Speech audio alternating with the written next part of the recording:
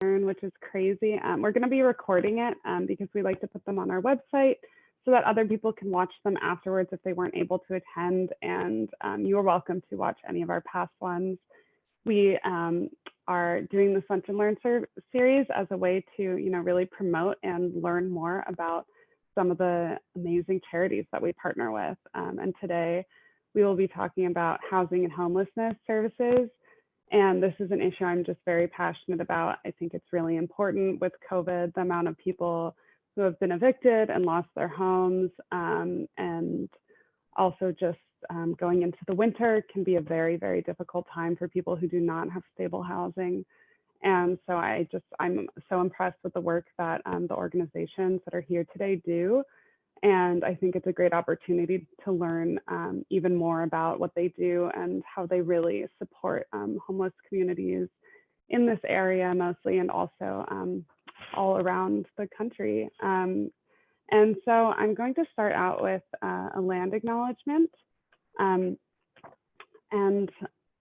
the University of Washington acknowledges the Coast Salish peoples of this land, the land which touches the shared waters of all tribes and bands within the Suquamish, Tulalip, and Muckleshoot nations. We acknowledge the people, past and present and future, of the Duwamish tribe, the Muckleshoot tribe, and other tribes on whose traditional lands we study and work.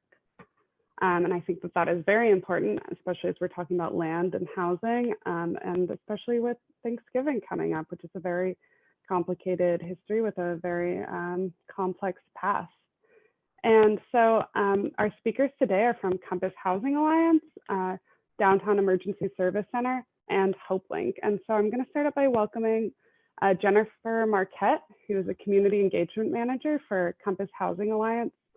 And they work to have affordable housing as well as emergency housing in this area. And so it is just such an incredible and amazing program that they are able to provide housing to those who are not able to afford it. And so I would like to welcome her, and thank you so much for joining us, Jennifer.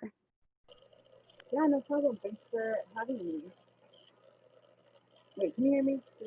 It's a bit muffled. Is there any way you could get a little closer to the microphone? Can you hear me better? Yeah, that's a bit better. Okay. And then you can see this slide. Okay, I'm just going to dive right in. So Compass Housing Alliance, we were founded back in 1920. So we actually just celebrated our 100th birthday on November 10th. Back in the day, we were founded as the Lutheran Sailors and Loggers Mission. So obviously a few things have changed. We no longer only serve sailors and loggers. We also don't write our newsletters in Swedish anymore. But a lot of everything else that we do has stayed the same, and focusing on having a welcoming space for those in need and helping them move forward to whatever their goals are and what support we can provide there. Our mission is to just provide essential services and affordable housing for folks in the Puget Sound region. And this is something we've focused on, like I said, for the last 100 years.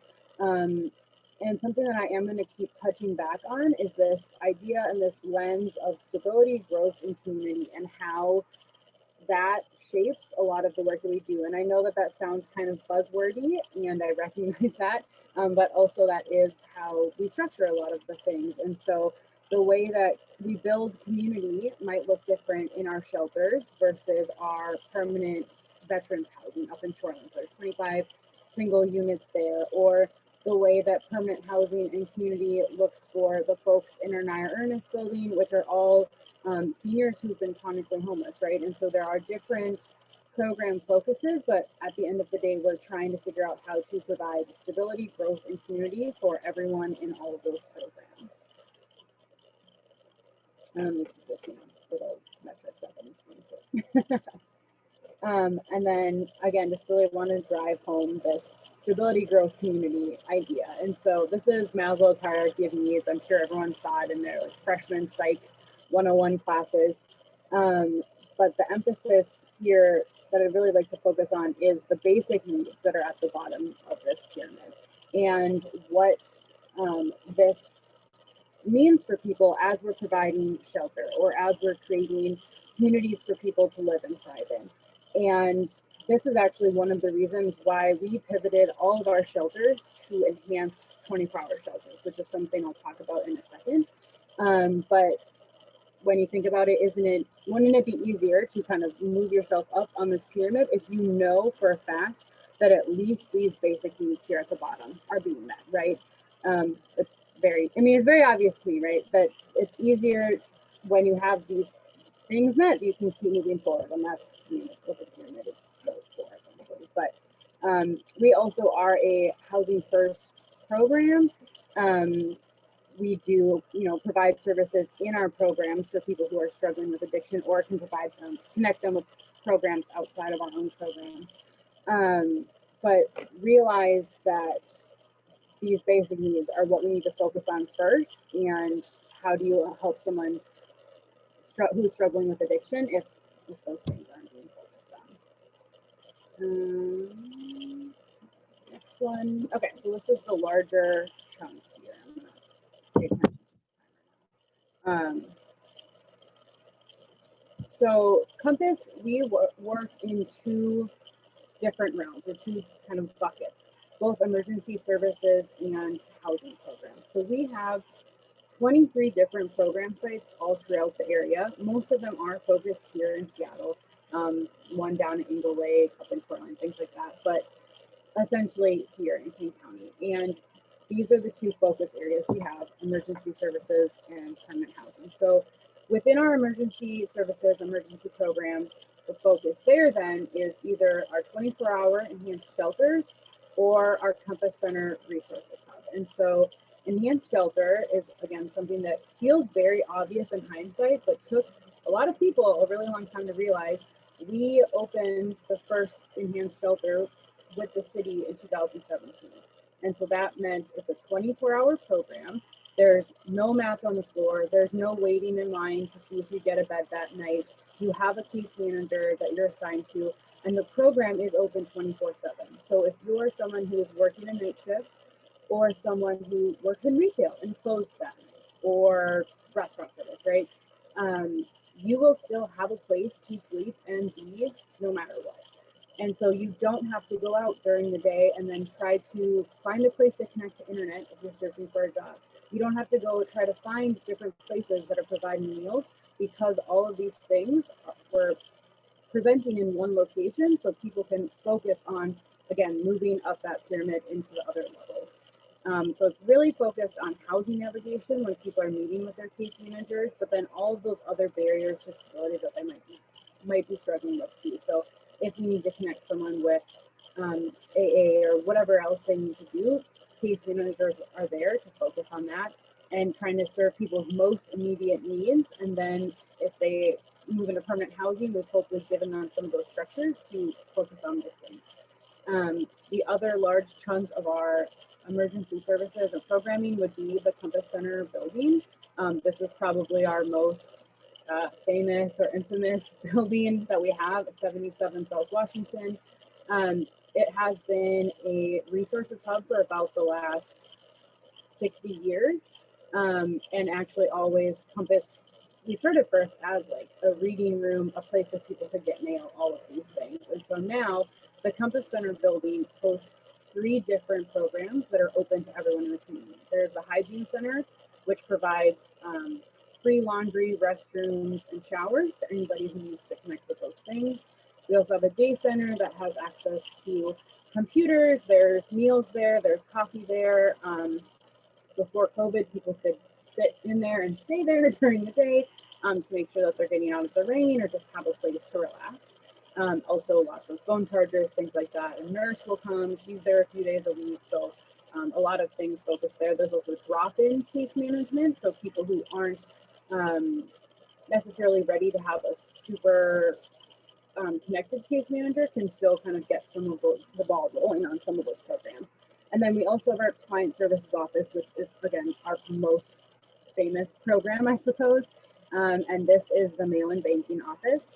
People can list 77 South Washington as their permanent address, which obviously opens the door for a lot of things, right? Your able to get your mail-in ballot. You're able to list something on your driver's license or your ID. Your loved ones have a place to send you mail. You are able to do direct deposit for your employer. There's so many things that you are blocked from, both mail and banking wise, if you don't have a permanent address that building and that program can create for people. And then housing programs, we have 3 different types of housing programs. The biggest focus though is our permanent supportive housing program. So we do have 1 program left that's transitional housing.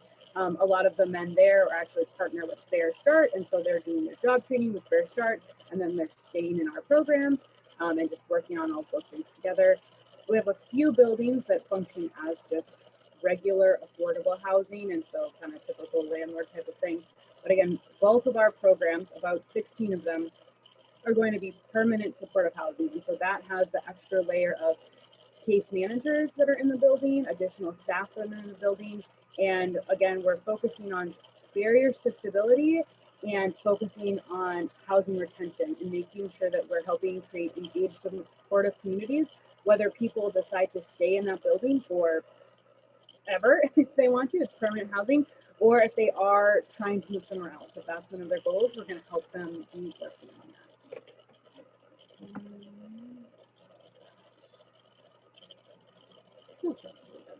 And then last little chunk, I didn't know if we're supposed to share all this stuff, but holiday needs and things for the year as we're getting going. We obviously changed a lot of stuff because of COVID. We normally have a giant 5-day-long gift wrapping party, bring in hundreds of volunteers, get to do all the gifts that people purchase. Decided, back in August that we obviously weren't going to do that this year. And so the biggest push this year would be for gift cards. We're focusing on Fred Meyer, Target, and Amazon, just based on where our programs are and where we know our families are able to get to or order from and whatnot. We also do have a list of items either on an Amazon wish list or a printable flyer that you can take with you to Costco or Target or wherever you want to shop at if you're trying to avoid Amazon. If you want to buy tangible things, because we do recognize that it's not super fun to buy gift cards. It is, quite frankly, the most helpful thing this year, though, right? We want families in our buildings to be able to go buy the toys that their children are most excited about. This year has sucked for everyone, and let's help a family actually pick the gift that will make the most sense, right?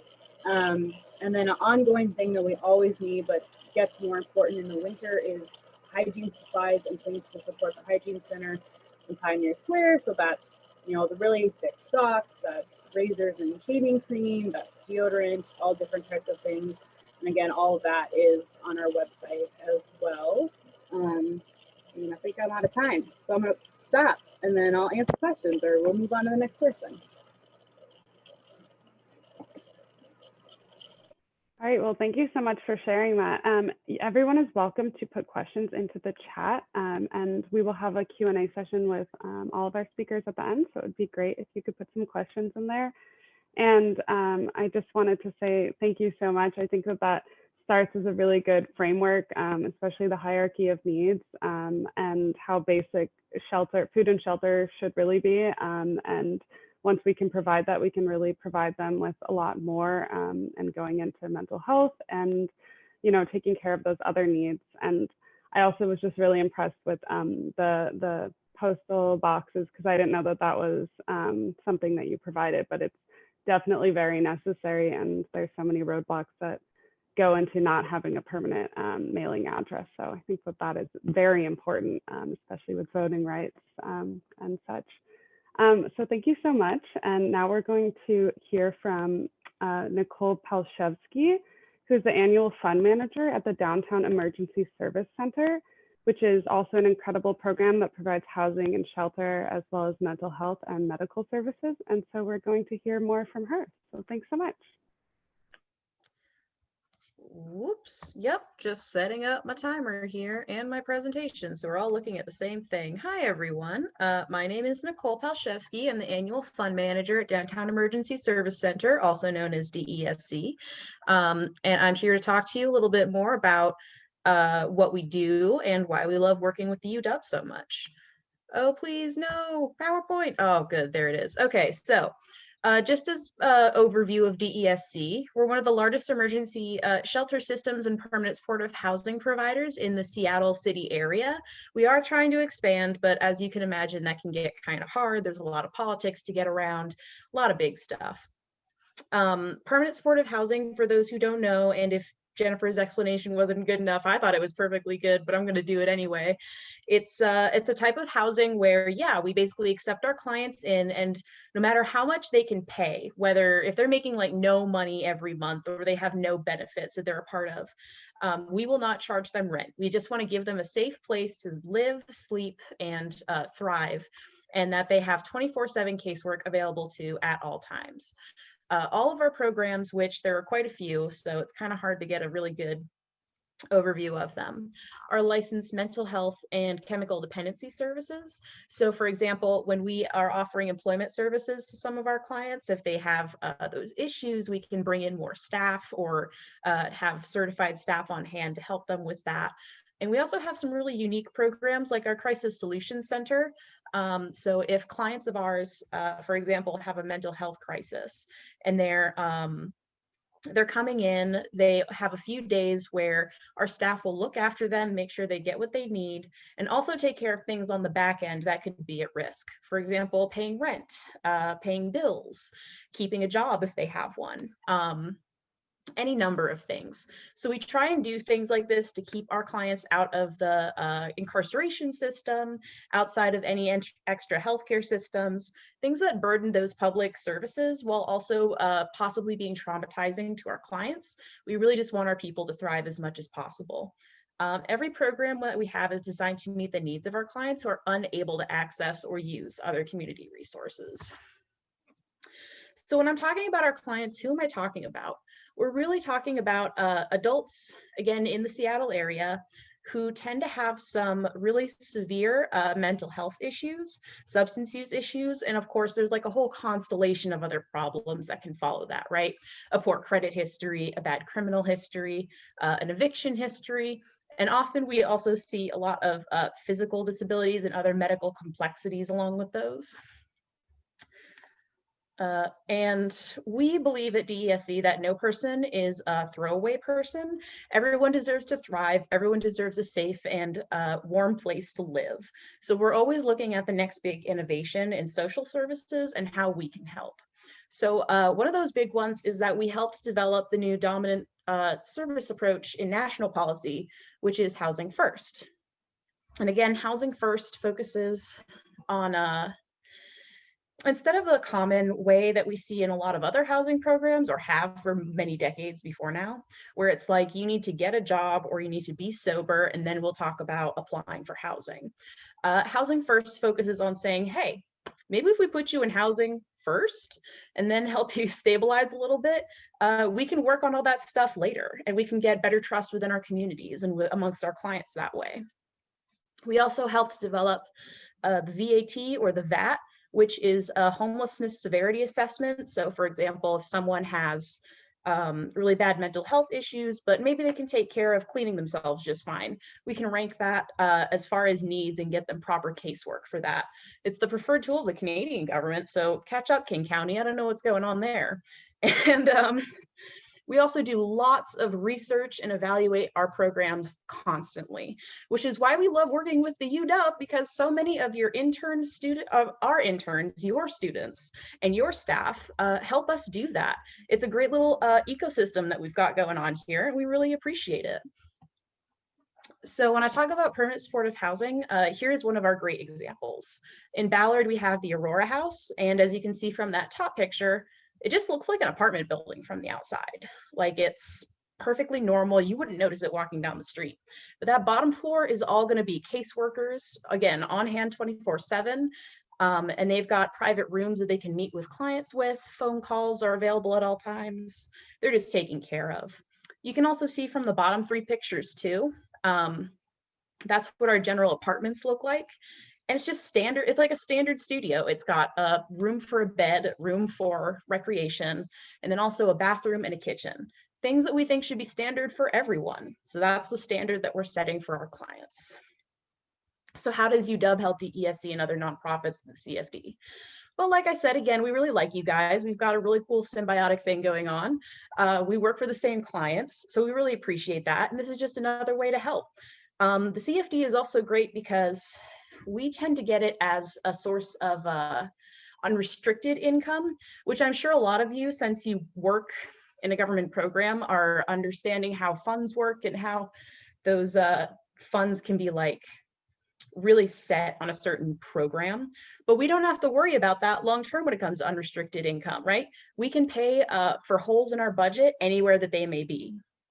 This is especially important because during this year, right, we had to switch gears really quickly to do things like cover PPE and social distancing measures and other public health measures. That is a direct impact to our clients that you and other people made just by giving us money that you were like, I don't really care what fund this goes to. We're also, and I know this sounds kind of weird to think about right now, a great source of volunteers. We know that you then are interested in helping the homeless population. And so we have any number of in-person and online available opportunities that we can schedule you through CFD program.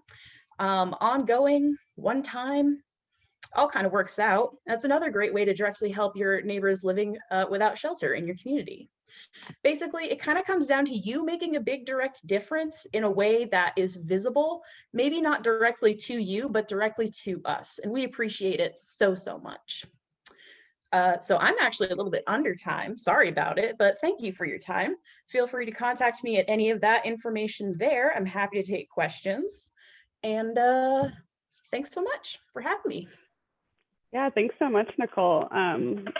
If you finish early, then we have more time to answer questions at the end, which is great. And yeah, I think that the emphasis on housing first is just so important.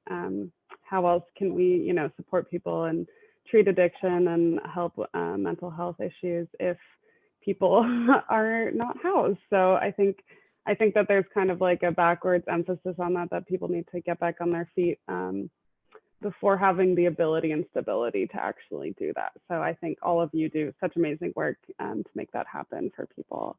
And so next up we have Stephanie Page, who is the manager of case management at Hopelink here.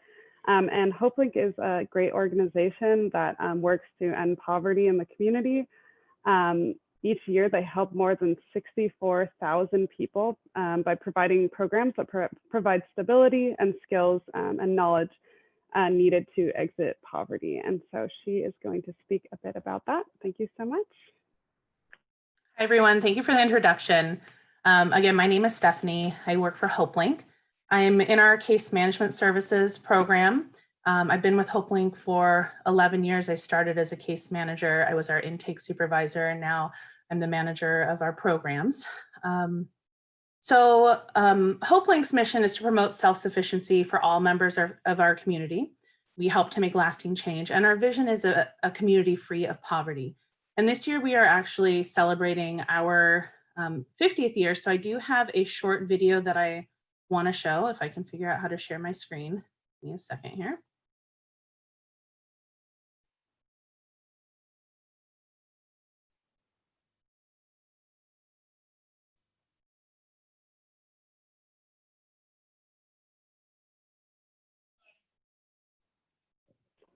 So we can't hear the sound. When you click on share screen, sometimes you have to click a button at the bottom that says to share audio as well. Okay, I'll look for that. Give me a second here. Oh, there it is. Yeah, that should help. Okay, we'll start this over. We moved up here in 1969, and life was wonderful. Then Horace got a promotion and we had to go back to California, and soon realized that we really wanted to be back in Bellevue. Came back and it was kind of sad. By the time we got back 6 months later, there were a lot more people laid off. A lot more people. The people were just stressed. They were worried, and some were having great difficulty. So there was a dramatic difference.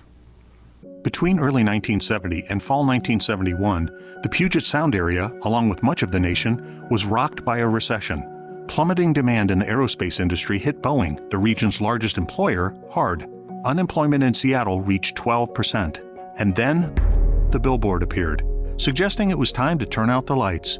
Well, the lights stayed on. It was early 1971 when a former Boeing worker named Charles Eberhardt set up a table in a tiny office at Bothell City Hall. Determined to help people get back to work, Eberhardt quickly learned that losing a job brought challenges beyond finding new employment in a tough economy. It sometimes meant losing access to basic needs, such as food and rides to medical appointments. In October of 1971, the group received a grant, took on the name North Shore Multi-Service Center, moved to Woodinville, opened a food bank, and also began offering rides.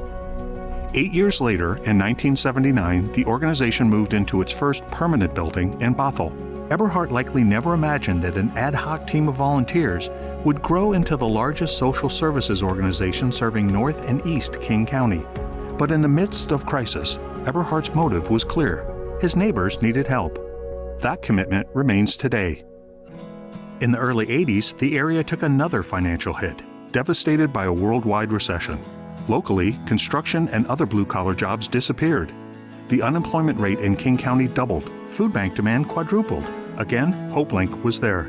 In 1980, Hopelink became a federally designated community action agency, one of 1,000 organizations throughout the U.S. charged with fighting poverty. By 1982, the organization had expanded to cover most of King County outside of Seattle, opening centers in Kirkland, Snoqualmie Valley, Bellevue, and Redmond to provide food and other emergency assistance. During that time, emergency shelter was a patchwork of motel vouchers and church housing, leaving many people homeless. So in 1984, Hopelink opened the first permanent emergency shelter for homeless families in North and East King County. Families in the 9-unit building in Kenmore were housed in their own apartments, and Hopelink added another key component that remains today, working one-on-one with a case manager to map out a plan for building long-term stability. In 1990, Hopelink was awarded the first Medicaid transportation brokerage in King County and began providing rides to medical appointments for low-income clients. Housing also expanded during the 90s, with 2 new transitional housing facilities in Redmond.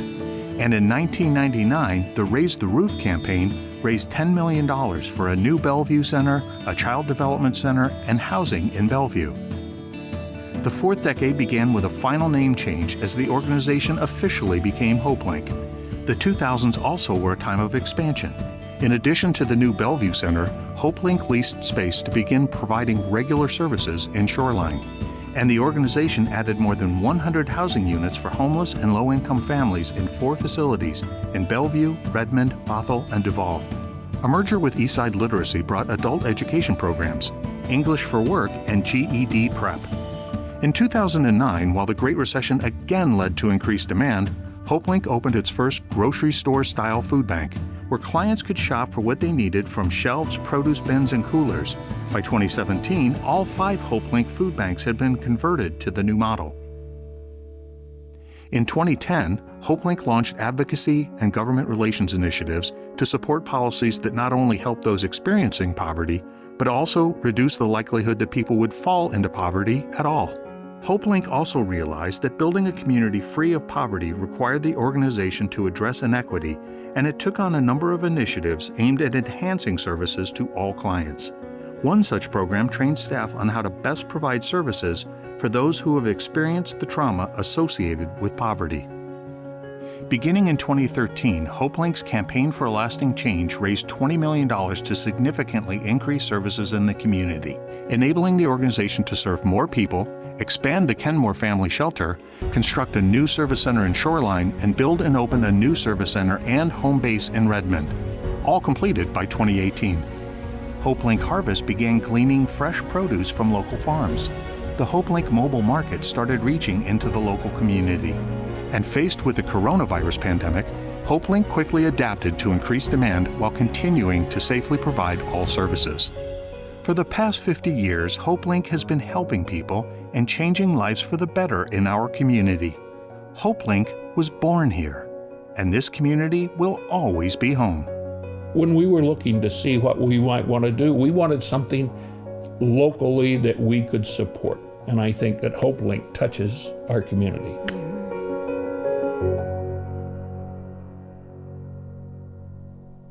right. So I want to talk a little bit about the big picture as far as the homeless crisis that is happening in our communities. It's really complicated, and it stems from a mix of causes. A lot of it's systemic, policy driven. Oops, sorry, got something going on here. Sorry, the next video started playing. Let me go back. All right, so I was saying that some of the causes are systemic, some are policy driven, others can be the result of a sudden adverse life event, such as domestic violence, emergency medical, loss of a job. Equally challenging in this area's housing is the affordability crisis, which plays a significant role in both homelessness, as people are priced out of the market entirely, and housing instability when an unsustainably high percentage of income goes towards rent. So in 2018, it was determined that 156,000 affordable new homes were needed across King County to address the housing need. And by 2040, that number is expected to go up to 244,000. And that comes from the Regional Affordable Housing Task Force. And that's for affordable housing. So when we talk about affordable housing, we're really talking about folks who are paying 30% of their gross household income or less. Anyone who's paying more than 50 is considered cost burdened. And we know that people who pay more than 30% of their income are also less likely to successfully access and utilize other necessary expenses when it comes to, say, their health. They're less likely to go to the doctor and get medical treatment because of cost. They're less resilient if they face a job loss. They're less able to make successful repairs on things like their car if it breaks down, which makes it harder for them to get to work and harder for them to keep their housing. Also, those folks are more impacted by what's going on right now with COVID and the economic downturn.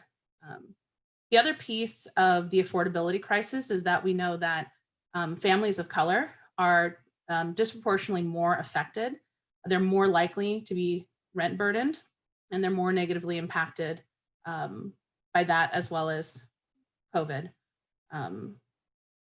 So in 2019, in our impact report, it was determined that the average renter in King County is spending about $2,400 a month on rent. And on the east side, which is Hopelink service area, it's even more than that. And of our client base, 77% of our families that we serve, our clients that we serve, are renters. And also 73% of our client base have reported earning less than $20,000 per year in income. We know that safe, affordable housing is essential, and families that have experienced homelessness or are at risk of becoming homeless, that Hopelink offers not only emergency shelter, but transitional and permanent supportive housing. But there's also the need of some support services to help keep people housed. So like I mentioned, and like the video showed, our service area is North and East King County. I'm in the case management program, so I'm mostly working with low income and homeless families, but we do have a lot of other services. And I know I'm running out of time here. So the video mentioned we have 5 food banks, and they're all That's okay, you can finish up. Okay. Yeah. We have the mobile market that goes out into communities that maybe are food deserts or that are farther out in our service area. We have emergency financial and energy assistance. We have employment support, financial coaching, transportation. We have adult education, which includes GED prep and English for work. And then there's my programs, which is housing. And then we also have a program that's called Family Development, and it is a case management program. It's essentially the same as our housing program, except for without the housing. So for our housing, we have 2 shelters, one in the city of Kenmore and one in Redmond. We have 1 transitional site in Redmond, and then we have 3 permanent housing programs, one in Bellevue, one in Bothell, and one in Duval. Our outcomes and our goals for all of our case management programs is really to help families increase their housing stability and increase their income. But our approach to that is through a trauma-informed lens. So we are really meeting families where they're at and taking that component, that homelessness inherently causes trauma into account when we're working with them. This was an initiative that got rolled out at Hopelink about 3 years ago. And a lot of folks were thinking, well, trauma-informed care, that just means you're letting people run wild and do whatever you want. And we had to do a lot of education in the community to say that, no, it's not about not having expectations and safe communities. It's about understanding that where people come from and the experience they've had translates into some behaviors or some things that we may see on our sites that we need to take into consideration when we're supporting people. So for our emergency family shelters that we have, in 2019, we helped 158 homeless clients, which translated to 44 families.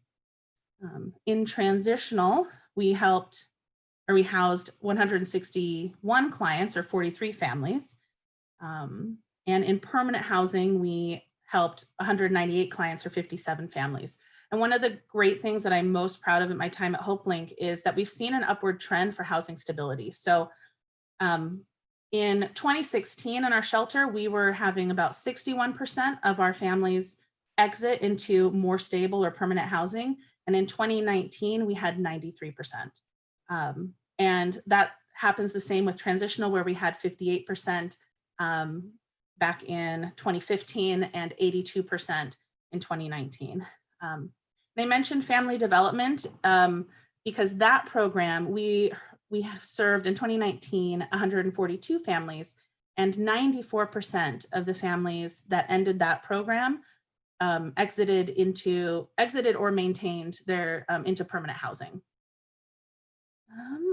So as far as connecting with Hopelink for housing, we partner with 211, but there are times when we fill our units outside of that system. And so we encourage folks to get connected with day centers or other homeless service providers, which we'll reach out to see if they have referrals on occasion. And then also our family development program, we do have a wait list, and families do have to be from our service area, but I will throw the link. There's a web-based form that folks can get on the wait list and eventually meet with a case manager. And I think I will stop there. Thank you so much for sharing. I loved that video, and I actually grew up in Woodinville, so I grew up around a lot of those great programs, and I didn't realize that it had started out there. So that's really great to see and so important. So now we're going to go into the Q&A section, and we have a few questions here. And if you're a participant, you are welcome to add in some more questions. And I think most of these are for all three of you, so you're welcome to answer all three of them or none of them, whatever you want to do. And so the first one is from Brady, and he said, for all of our speakers, are there any in-person volunteer opportunities this holiday season that we can promote? And I would also like to add, are there any kind of events that are going on in person or in virtual that people could attend?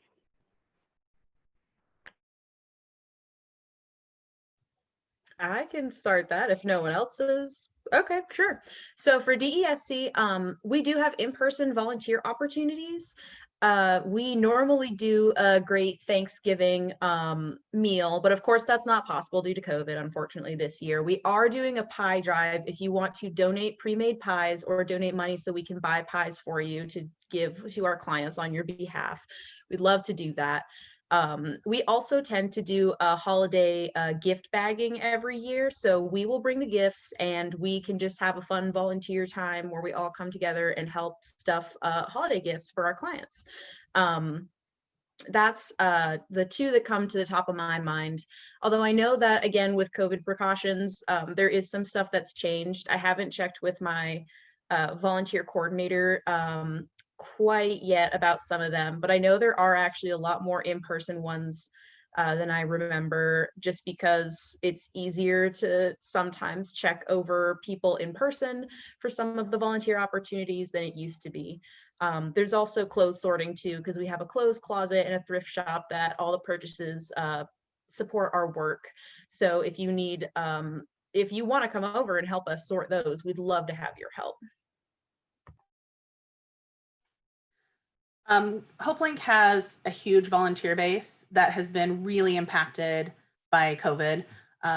So I'm going to throw into the chat the link to our volunteer page because folks can search or can register to be a volunteer and learn more about the positions. I know right now our food banks have had to shift from the grocery store model to pre-packed boxes that we're giving out on a regular basis. And we are using some volunteers to pack those. We're packing hundreds a day. So that would be probably the best option. Also on the financial end of things, we are doing a holiday gift card to replace our gift room. So we're always taking donations to help with that. This morning, as of this morning, we had over 750 people apply for those gift cards, and that far exceeds what we actually have available. So we definitely have a need there. We unfortunately are not doing any volunteer opportunities this holiday. We made the decision at the beginning of the pandemic, I guess, back in March, that we are just not going to have volunteers enter our buildings. There are no spaces in our buildings where volunteers wouldn't also be interacting with either guests or residents. And so for the safety of the people in the building, we have paused all those. The one potential exception, and this is only if people are incredibly interested, is I currently by myself am sorting a bunch of towels and sheets that were donated in a partnership with Ridwell, and we got about, I don't know, like 7,000 towels and sheets that are mixed together. So I could have like 2 people help me socially distance sort those in our basement, but there are no official like volunteer opportunities. Like I said, we normally have a giant gift wrapping one, and we've done that since I started at Compass. And yeah, just really miss all those opportunities, but we could not find a way to safely get volunteers into our programs. And we, a lot of our volunteer opportunities were supplemental. So they weren't like detrimental to our programs continuing. So we were able to make that pivot where other organizations, they need the volunteers in their buildings. And then touching on someone's question of like COVID, obviously COVID changed all of our volunteer programming. Also changed a lot of our in-kind stuff. It's basically shifted my entire workload because I handle volunteers and in-kind donations. The big challenge that we had early on was in our shelters and getting all of those socially distanced. We actually had a temporary shelter that opened at the Miller Community Center. There were a few guys from other programs as well, but we ended up pulling men from our Blaine Center program and our CFP program to make sure everybody was spread out the most. And also then touching on that shelter question, all of our shelters are full right now. We had to lower capacity in some spaces because we needed to spread people out. Or what we did at our women's shelter is our large community room where we used to have events. We moved beds into that space so that we didn't have to forfeit beds, but so that we could have everybody stay spread out. So COVID has basically changed everything. Would be the short answer. There was also a Hep A outbreak at the beginning of the pandemic because so many hygiene centers and even just places people used as hygiene centers were closing. So when the libraries closed, when all of the coffee shops closed, when everybody was changing there, we stayed open, and there was a few other hygiene centers that were still open, but a lot of them had to change their hours as well because they ran with volunteers, and they didn't want to. A lot of volunteers, at least in my realm, or normally are older folks who retired. And so an extremely high risk population of people who were volunteering in these hygiene centers, in the food banks, wherever else they were.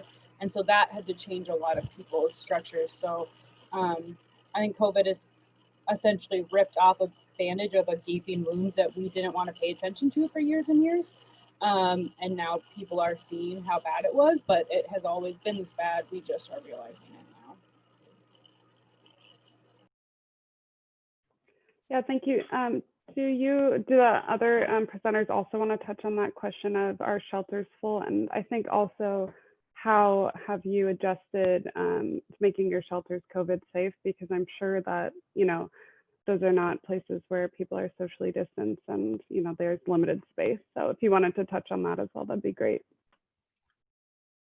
Sure. So at Hopelink, we have the 2 shelters, and that's a total of 19 units. And at the moment, we're full, but we have been incredibly successful during this time with helping families access more permanent housing.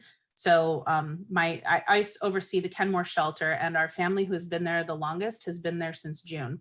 So though we're full, we're seeing pretty quick turnover of people accessing more permanent housing. And then, yeah, we've had to completely change how we do case management. At the start of the pandemic, everyone went home and was working from home. All of our services at Hopelink across the board are still functional and operational. They just look different. So right now, I have staff that are going to all of our housing sites once a day to get out essential needs like toilet paper and boxes of food, and whatever supplies that we can provide, and handling paperwork and things like that as people have needs that they need to get done. And all of my case managers are doing Zoom or Teams support with their families. And it's been tough because the engagement piece is so critical to our work, but as the community as a whole is adjusting, so are our families. So we're making it work.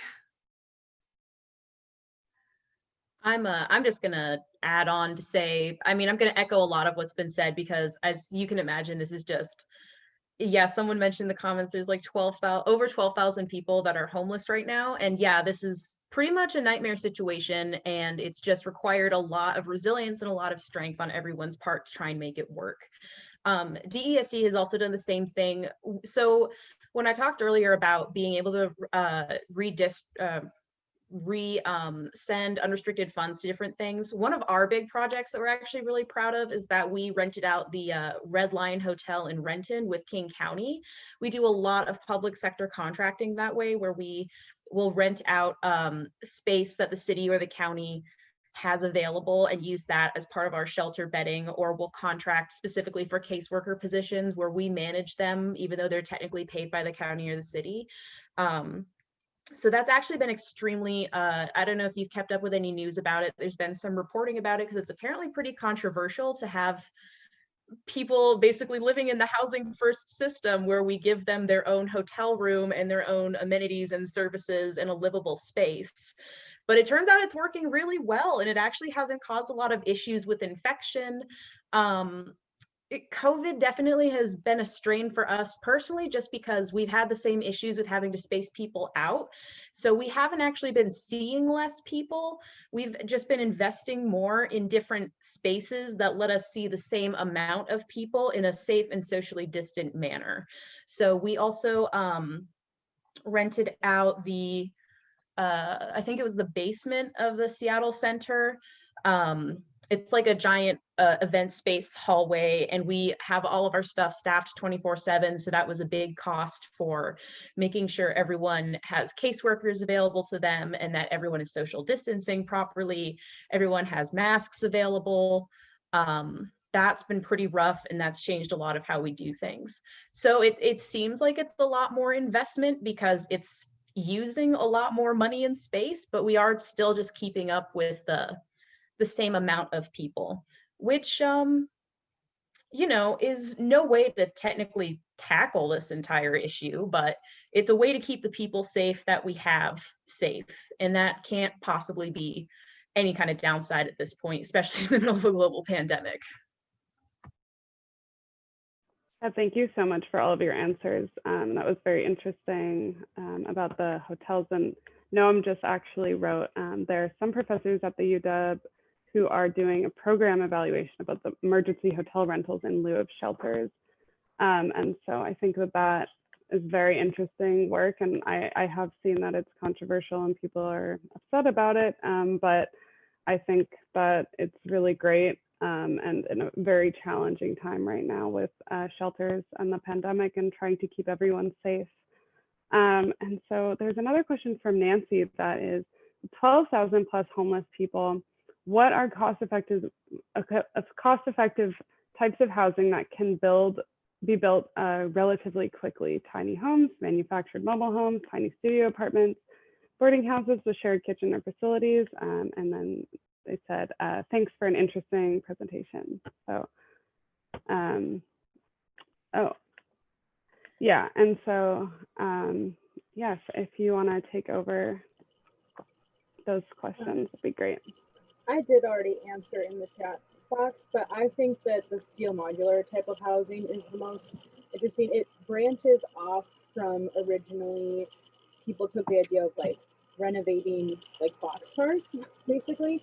But that actually is expensive to renovate those. And so instead, and I'm blanking on the name of the company, but they're up in Vancouver, and we had looked into doing something with them, but they essentially build, it's basically like Legos almost, where it could be a single unit or it could be 3 different units. You stack them together essentially and can turn them into apartment buildings. There's actually an apartment building here in South Lake Union being built by a different company. It's not going to be affordable housing because we're in South Lake Union, but that is being built that same way, and you could literally watch them lift in the individual units, right? And that if it's something that we're doing for the general public, like there's no reason why all housing can't be dignified, and it doesn't need to be tiny housing, right? Like it needs to be dignified living spaces. And so I think steel modular prefabricated stuff is the quickest and easiest way to build.